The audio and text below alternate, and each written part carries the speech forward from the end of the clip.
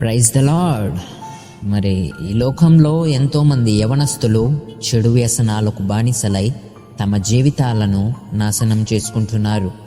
ఇలాగే ఒక యవనస్తుడు తన జీవితాన్ని నాశనం చేసుకొని డ్రగ్స్ సప్లయర్గా వ్యవహరించి తాను చేసే చెడు పనులను ఆపేవారే లేరు అని జీవిస్తున్న సమయంలో కరుణామయుడయ్యున్న నా యేసుక్రీస్తు అతనిని పట్టుకొని తన సాక్షిగా వాడుకుంటున్నారు. అతను ఎవరో కాదు, బెజవాడ బ్యాడ్ బాయ్ సాయి. ఇతను మారు మనస్సు పొంది బాప్తిస్మము తీసుకొని ఎల్విన్ బర్నబాస్గా ఎన్నో చోట్ల దేవుని సాక్షిగా వాడబడుతున్నారు. మరి మీ అందరి కోసం ఎల్విన్ బర్నబాస్ గారితో ఎక్స్క్లూజివ్ ఇంటర్వ్యూ కండక్ట్ చేయడం జరిగింది.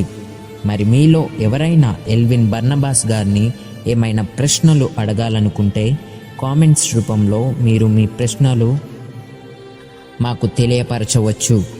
శుక్రవారం అనగా మే 30వ తారీఖు 2025లోగా మీరు మీ ప్రశ్నలు మాకు పంపించగలరు. ఇంటర్వ్యూ ఎంతోమంది యవనస్తులకు చేరాలని ప్రార్థనా సహాయం కోరుతూ ఈ నా మాటలను ముగిస్తున్నాను.